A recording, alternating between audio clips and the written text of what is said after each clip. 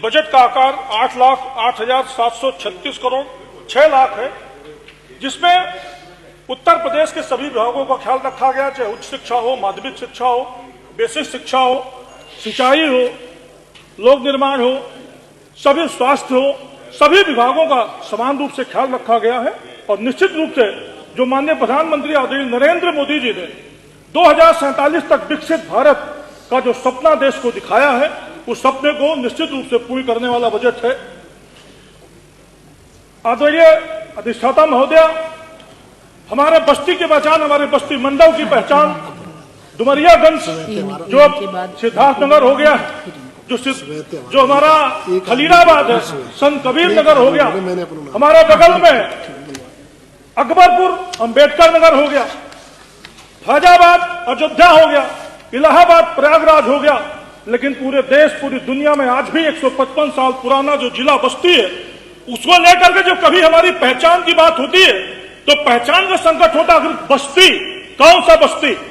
वो बस्ती जो इतना समृद्ध बस्ती, महान वशिष्ठ की भूमि वाला बस्ती, आचार्य रामचंद्र शुक्ल की भूमि वाला बस्ती, गौतम बुद्ध की भूमि वाला बस्ती, संत कबीर की भूमि वाला बस्ती, अमर शहीद महाराजा जालिम सिंह महाराज तलाश कुंवर वाला बस्ती, भानु प्रताप शुक्ल जो महान लेखक थे उनकी धरती, सर्वेश्वर दयाल सक्सेना जी की धरती, वो मखौड़ा धाम जहां पर त्रेता युग में पुत्रेष्ठ होने के बाद जिसका वर्णन शिव पार्वती संवाद में भी आता है कि मख स्थानम महत्वपूर्ण में पूरा मनोरमा नदी बहती पावनी मुक्ति भुक्ति प्रदायिका, इस तरह से उसका वर्णन आता है। उसके बाद नचिकेता पुराण में भी हमारी जिस नदी के तट पर भगवान राम का जन्म हुआ, फिर वहां वर्णन आता है क्षेत्र किदम पापम काशी क्षेत्र विनश्यति, काशी क्षेत्र किदम पापम प्रयाग क्षेत्र विनश्यति, प्रयाग क्षेत्र किदम पापम मनवर क्षेत्र विनश्यति, मनवर क्षेत्र किदम पापम पत्रलिपो भविष्यति। इस तरह से बड़े बड़े ऋषि मुनियों ने वर्णन किया बस्ती के बारे में। तो मेरी मांग है, इस सदन के माध्यम से अपनी सरकार से मांग है, बस्ती का नाम वशिष्ठ नगर बस्ती रख दे।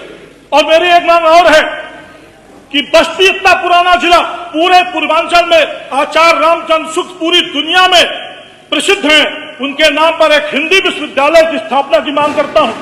और श्रृंगेरी जिलों ने जिनके नाम पर सनातन संस्कृति के 65 करोड़ लोग संगम में स्नान कर चुके हैं, 65 करोड़ लोग उस राम के जन्म के लिए यज्ञ श्रृंगी ऋषि ने कराया। तो मैं अपनी सरकार से मांग करता हूं कि श्रृंगी ऋषि जी के नाम पर संस्कृत विद्यालय की स्थापना हो। एक चीज और आपके संज्ञान में लाना चाहता हूं कि पूरे हिंदुस्तान में, पूरे एशिया की सबसे बड़ी तहसील हरैया, 1529 राजस्व गांव की, जो हमसे कट करके संत कबीर नगर बना वो भी मुझसे छोटा है। और हमको पूरा हरैया चलाने के लिए एक एसडीएम मिलता है, एक तहसीलदार मिलता है, कम से कम 2 तहसीलें कर दी जाए तो निश्चित रूप से हमारा लोगों को सुविधा देने में आसान हो जाएगा। आदरणीय अधिष्ठाता महोदया, अरे रुक जाओ भाई, 1 सेकंड रुके रहो यार, कागज ले लिया। आदरणीय अधिष्ठाता महोदया,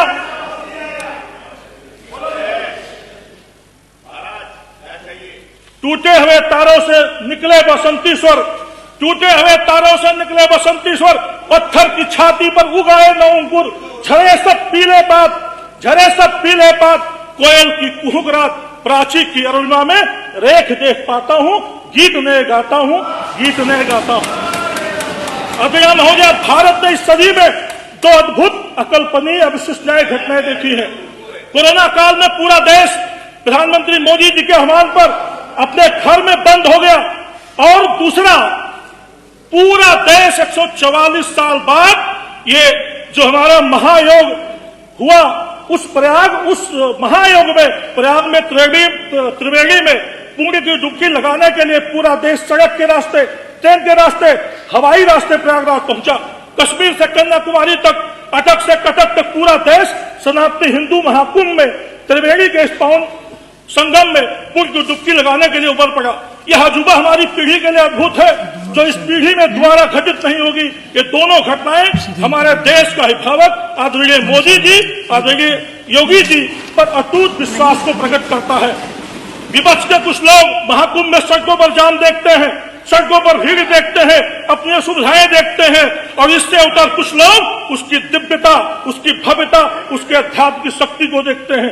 कुछ लोग अपनी माँ बाप के सपनों को पूरा करते हुए त्रिवेणी के संगम में पूरी की डुबकी लगाते हैं और मोक्ष की कामना करते हैं। वही विपक्ष के लोग कोई एहसास नहीं, महाकुंभ में इतने छोटे से शहर में समय हो गया, समय हो गया। प्रयागराज इतना छोटा सा शहर है, देश के सनातनी हिंदू का 65% लोग सनातन में स्नान करने के लिए आ रहे हैं। धन्यवाद विधायक जी, धन्यवाद। उनको ये नहीं पता बिजली कैसे आ रही है, पानी की व्यवस्था कैसे हो रही, स्वच्छ नहाने के लिए पानी की व्यवस्था कैसे हो रही है, कैसे शुद्ध गंगा जल उनको मिल रहा है। विधायक जी धन्यवाद। चिंता नहीं है। श्रीमती मनीषा अनुरागी जी। आदरणीय महोदया, प्रयागराज में किसी जाति का घाट नहीं है, न अगड़े का घाट है, न पिछड़े का घाट है, न जात का घाट है, न गुर्जर का घाट है, न क्षत्रिय का घाट है, न ब्राह्मण का घाट है, न हिंदू का घाट है। आप वहाँ से आकर के डिस्टर्ब करते हैं। संजीव अग्रवाल बच्चे, हाँ नहीं तो आप तो बोल कर रहा है तो दिमाग की छाती फट रही है। आप आकर के बोल देती मैडम, आप आपे तो बोल के गए हो। माननीय विधायक संजीव अग्रवाल जी, मनीषा जी धन्यवाद विधायक जी, धन्यवाद। आप धन्यवाद विधायक जी। और सबको और सभी को बोलना, सबकी बातें आ जाए।